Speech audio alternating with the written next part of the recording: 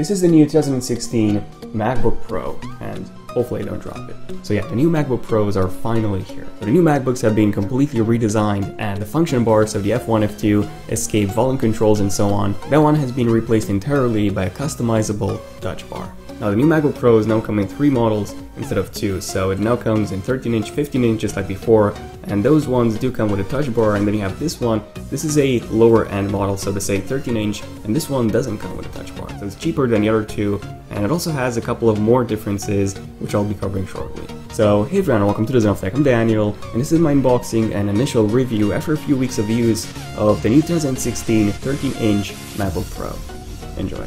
Okay, so starting off with the unboxing experience first. So when you buy these from the Apple online store, they actually come with this cardboard box, and inside that we have the actual MacBook box. And I have to say, even though it doesn't look like a heavy box, it's actually quite heavy. Now taking a closer look at the box, it's very similar in size to the 12-inch MacBook's one, and when compared to the old 13-inch MacBook Pro's box, there's a pretty big difference. As you can see, this one is so much smaller. Okay, so you've seen the front of the box, which shows an image with the space gray MacBook Pro. On the sides we have a MacBook Pro branding, and it seems that the text font is much thicker than on the 12-inch MacBook's box or even the old 13-inch MacBook Pros. Apple logo on the sides, and finally on the back we get the specs. So 13-inch MacBook Pro with no touch bar, 13-inch MacBook Pro with 2 Thunderbolt ports, that's actually its full name. Yeah, really confusing for newcomers. And this is the model with a 2.0 GHz dual-core i5 Skylake processor, 8GB of RAM, but these are only 1800 MHz instead of 2123 MHz, 256GB of flash storage, and the Iris 540 graphics. So let me just get my big old murder knife and cut a seal, and interesting enough, there's no seal tab like we had on the new iPhone 7 boxes. So the seal has been broken, so let's lift up the top, and there's the new MacBook Pro. And I have to say, lifting this in one hand, it feels significantly heavier than the 12-inch MacBook, but still quite a bit lighter than the old 13-inch MacBook Pro. So let me just put this to the side for just 1 second and see what else we get inside. So the first thing that we get is this booklet designed by Apple in California, as always, and inside that we get a quick start guide on how to set up your Mac, the multi-touch Force Touch trackpad, all the ports. I mean, you don't actually have that many ports, and yeah, that's pretty much it. Then we also get a warranty and safety guide, and as always, some Apple stickers. Now unfortunately these are not color matched like the ones on the 12-inch MacBook, which doesn't really make sense. Why would you only have color matching stickers on the 12-inch MacBook and not on the new MacBook Pros? Yeah, it seems that Apple's focus on detail is kinda lacking recently. Moving on to the actual accessories, we get a charging cable, and this is USB-C to USB-C, so this is a 2-meter long cable, and then we also get a power adapter, and this is actually a more powerful 61-watt power adapter, and this also has this new design, just like the 12-inch MacBook's one. And then finally, the last thing that we get is the power adapter's head, which in my case is the UK model. Now, as you can see, this is basically everything that's included inside the box, so we no longer get that power extension cable like before. If you really need that, you'll have to buy it separately, which kinda sucks. And also there's no cleaning cloth anymore, and the power adapter no longer has those cable management brackets like we had on the previous one. However, you can remove the cable from the adapter, which is indeed pretty convenient. But now here's something really interesting.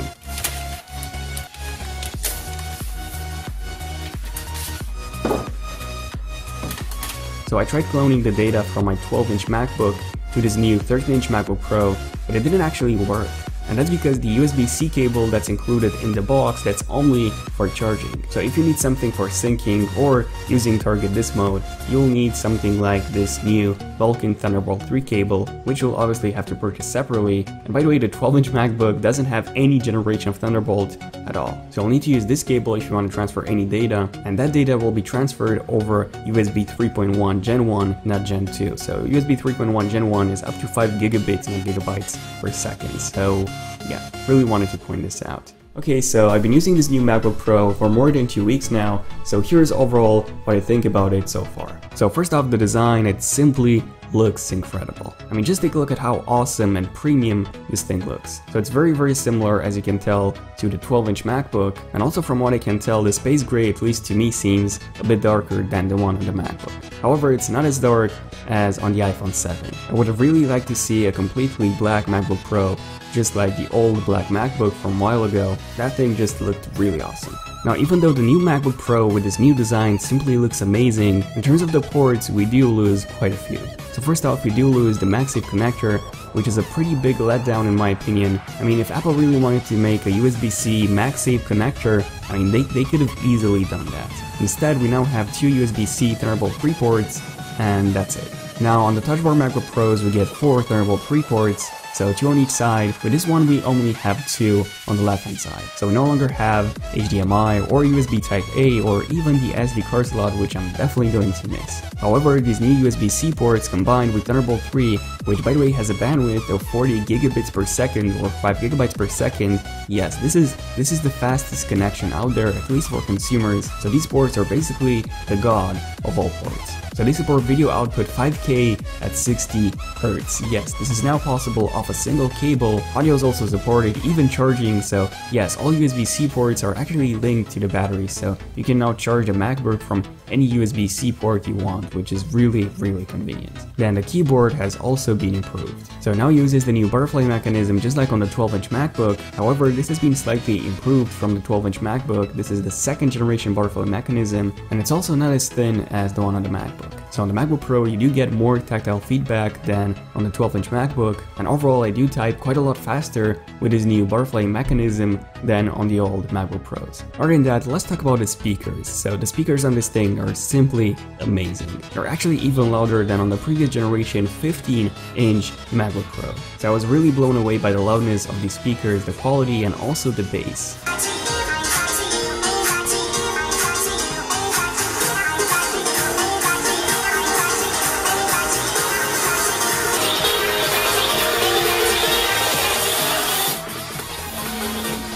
These are the new 2016 iPhones, the iPhone 7 and the iPhone 7 Plus. So, hey everyone, welcome to this Tech. I'm Daniel. This is my unboxing and first look at the iPhone 7 and the new matte black color.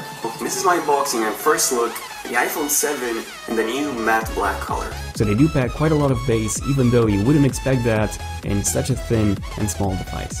Now, besides all this, the display has also received some pretty major improvements. So it's still the same resolution as before on both the 13-inch and the 15-inch, but now it's much brighter and also much more colorful than before. So it's 67% brighter. It also comes with a 67% higher contrast ratio, and this, by the way, is also a DCI-P3 display now, so it also supports up to 25% more colors now. And overall, I have to say that this display is really similar to the 5K Retina iMac, and as you can see, it does have quite a yellow tint compared to the previous generation MacBook Pros. Okay, so what about the battery life? Well, the battery has actually been really good overall. You can actually get just a bit over the advertised 10 hours of battery life that Apple promotes. This is actually a 15-watt processor that's inside the MacBook Pro, so it's actually really power efficient when you're not doing any intensive tasks, so basically when the processor is not turbo boosting. And then in terms of the performance, I'll actually have a separate video just on that, but for my daily use I haven't had any issues with this whatsoever.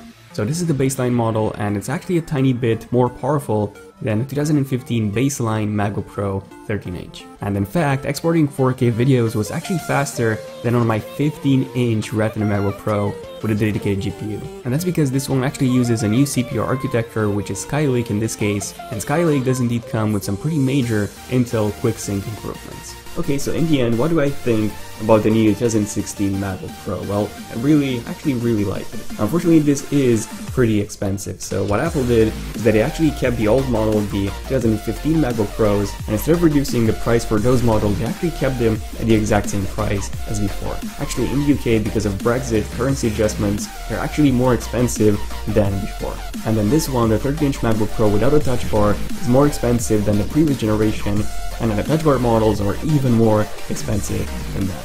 And just take a look at this. If you max out a 15-inch MacBook Pro and you also add AppleCare, well, this is now going to cost you £4,700 or $5,800. So yeah, it's not cheap. But leaving the price side aside, you do get a much better design. So this is also thinner, it's lighter, the display is so much better than before, both in terms of brightness and colors. The speakers are just mind-blowing. And then we also have this insanely fast storage speed of up to 3.1 gigabytes per second, and also those Thunderbolt 3 ports, which can support speeds of up to 40 gigabits per second. So overall, this is indeed a pretty major update. So I'll be using this for a few more weeks until my 15-inch MacBook Pro arrives. Yeah, that's still on the way. And then I'll give you my full in-depth review of the 2016 13-inch MacBook Pro without a touch bar. And in that video, I'll be covering performance, benchmarks, gaming, and pretty much everything. So definitely feel free to subscribe if you want to see that as soon as it comes out. But yeah, let me know in the comments, what do you guys think about the new 2016 MacBook Pro? What do you think about